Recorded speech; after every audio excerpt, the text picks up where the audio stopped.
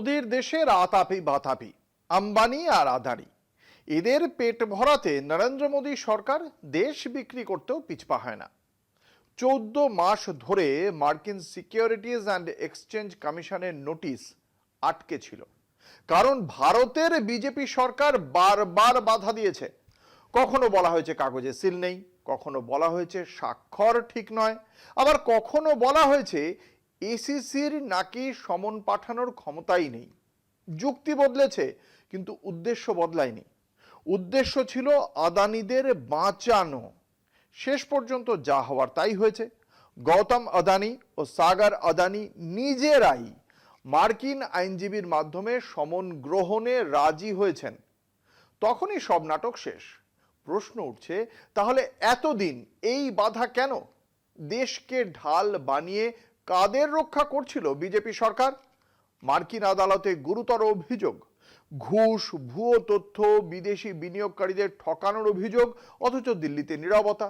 বিজেপির মুখে দেশপ্রেমের বড় বড় কথা, বাস্তবে কর্পোরেট বন্ধুদের বাঁচানোই তাদের আসল নীতি।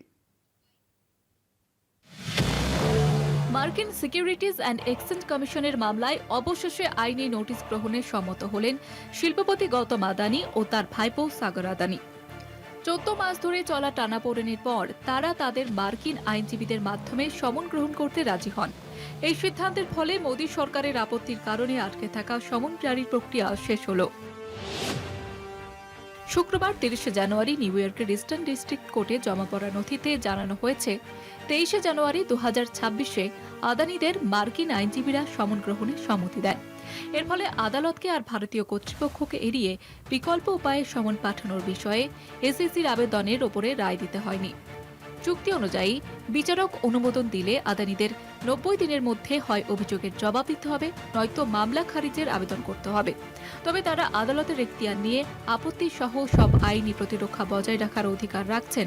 এসিসি জানায়, 2025 সালের ফেব্রুয়ারিতে তারা হেগ কনভেনশনের অধীনে ভারতের আইন মন্ত্রকের কাছে সহায়তা চেয়েছিল, কিন্তু বারবার আপত্তি তুলে ভারত সরকার সেই প্রক্রিয়া আটকে দেয়। কখনো নথিতে সিল স্বাক্ষরের অভাব, কখনো আবার এসিসির ক্ষমতা নিয়ে প্রশ্ন তোলা হয়। এসিসি এসব আপত্তিকে ভিত্তিহীন বলে দাবি করেছে। এইসব বাধার কারণেই এসিসির আদালতের কাছে ইমেল বা মার্কিন আইনজীবীদের মাধ্যমে সমন পাঠানোর অনুমতি চেয়েছিল। ঠিক তার দুদিন পরেই আদানিরা সমন গ্রহণে রাজি হন। 2024 সালের 20 নভেম্বর এসিসি আদানিদের বিরুদ্ধে ঘুষ ও জালিয়াতির মামলা করে। অভিযোগ, সৌর বিদ্যুৎ প্রকল্প পেতে ভারতীয় সরকারি আধিকারিকদের ঘুষ দেওয়া হয়েছিল এবং 2021 সালের একটি বন্ড অফারে দুর্নীতি বিরোধী নীতির বিষয়ে ভুল তথ্য দেওয়া হয়। একই দিনে ফৌজদারি মামলাও দায়ের হয়। আদানি গোষ্ঠী সব অভিযোগ অস্বীকার করেছে, কিন্তু প্রশ্ন থেকে যাচ্ছে, আদানির বিরুদ্ধে মার্কিন সংস্থার মামলা, সেখানে নরেন্দ্র মোদীর সরকারের এত আপত্তি কিসের? এত বাধা দেওয়ার কারণই বা কি? এবার কোন চালে আদানিকে বাঁচাতে চাইবে মোদী সরকার? কলকাতা টিভি।